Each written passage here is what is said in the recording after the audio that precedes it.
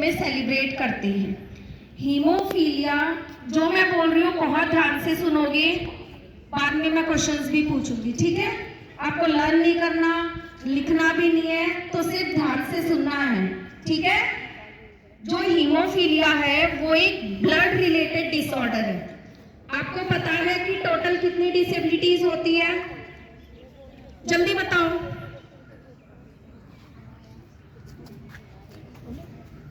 7, 10, 20, 21। अब मैंने ऑप्शंस भी दे दिए हैं। हाँ सोनाक्षी, 21। Clap for her. जैसे कि उसने बताया कि टोटल 21 डिसेबिलिटीज होती है, उसमें से जो 3 है ब्लड रिलेटेड है, ब्लड रिलेटेड डिसऑर्डर से रिलेटेड है। 3 है ऐसी। First is haemophilia. फर्स्ट का नाम क्या है? हीमोफीलिया। नेक्स्ट इज थैलेसीमिया, जो हम मई में उसके बारे में आपको बताएंगे। And third is sickle cell, उसको जून में आपके बारे में डिस्कस किया जाएगा। तो अप्रैल, मई, जून, ये तीनों मंथ में ब्लड रिलेटेड डिसऑर्डर आपके साथ डिस्कस होंगे। जो मैंने बताया कि ये एक ब्लड रिलेटेड डिसऑर्डर है, तो ये एक रेयर कंडीशन है। पहले होती थी, अब ये पास्ट फ्यू ईयर से कोई भी हीमोफीलिया का केस हमें नहीं मिला है, और ये एक जेनेटिक डिसऑर्डर है। इट मींस ये generation to generation pass on होता है। और सबसे पहले ये डिसऑर्डर इंग्लैंड की क्वीन विक्टोरिया को हुआ था। किसको हुआ था? कि क्वीन विक्टोरिया को। और ये ऐसा मानना था कि ये जो डिजीज है या डिसऑर्डर है, ये सिर्फ रिच लोगों को ही होता है, कि अमीरों को ही ये बीमारी होगी, क्योंकि महारानी को हो रही है, फिर उनके सारे किड्स को हो रही है, उनके फैमिली मेंबर्स को हो रही है। तो इसको रॉयल डिजीज के नाम से भी जाना जाता है, रॉयल डिजीज, ठीक है? हीमोफीलिया का एक और नाम क्या है? Royal disease. क्यों?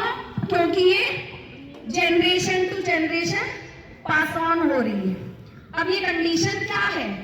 ये एक ऐसी कंडीशन है जिसमें कि ब्लड जो है क्लॉट हो जाता है, क्लॉट नहीं होता, ठीक है?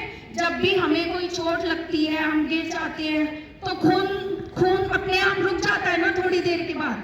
बट इस कंडीशन में ब्लड क्लॉट नहीं होगा, मीन्स कंटिन्यू ब्लीडिंग रहेगी, है ना? और एक्सेसिव ब्लीडिंग की वजह से डेथ भी हो सकती है, मेजर इंजरी भी हो सकती है, इंटरनल ब्लीडिंग भी हो सकती है ना? तो ये एक ऐसी कंडीशन है जिसमें ब्लड क्लॉट नहीं होता। अब ब्लड क्लॉट कैसे होता है? कोई बता सकता है ब्लड क्लॉट कैसे होता है? 9, 10। रोल क्या है हीमोग्लोबिन का ब्लड में? Why our blood color is red? Because of a very important protein called hemoglobin. Haemoglobin की वजह से ही हमारे ब्लड का कलर रेड होता है। अब जब भी हमें कोई चोट लगी है, तो हमारी जो इंटरनल बॉडी है वो एक्शन में आ जाती है, ठीक है? सबसे पहले क्या होता है? कहीं पे भी चोट लगी, जो हमारी बॉडी में स्टिकी प्लेटलेट्स होती है, वो वहां पे जाके चोट के अराउंड एक लेयर बना लेंगे, ठीक है? चोट के अराउंड क्या कर लेंगे? एक लेयर बना लेंगे, ठीक है? स्टिकी प्लेटलेट्स एक लेयर बना लेते हैं, जो कि ब्लड को रोकने का काम करता है, क्योंकि ब्लड कहीं चोट लगी तो रुकना बहुत जरूरी है ना, ठीक है? उसके बाद एक इंपॉर्टेंट फैक्टर्स होते हैं, क्लॉटिंग फैक्टर्स।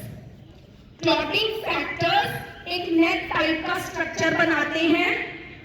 पहले स्टिकी प्लेटलेट्स जाके वहां पे कलेक्ट हो जाएंगे, फिर क्लॉटिंग फैक्टर्स एक लेयर बनाएंगे, जिससे कि हमारी जो ब्लीडिंग है वो स्टॉप हो जाएगी। अब जिन बच्चों को हीमोफीलिया है, उनमें स्टिकी प्लेटलेट्स तो अवेलेबल है हमारी बॉडी में, बट जो क्लॉटिंग फैक्टर्स है वो मिसिंग है, या इनसफिशिएंट है, या है ही नहीं, ठीक है? वो फैक्टर्स मिसिंग होने की वजह से प्लेटलेट्स तो अपना काम कर रही है, बट जो फैक्टर है क्लॉटिंग फैक्टर्स, वो उनकी हेल्प नहीं कर पा रही, तो सिर्फ स्टिकी प्लेटलेट्स ब्लड की ब्लीडिंग को नहीं रोक सकती। तो आप समझ रहे हो, सिर्फ ये क्लॉटिंग फैक्टर्स की इनसफिशिएंसी की वजह से हीमोफीलिया होता है, ठीक है।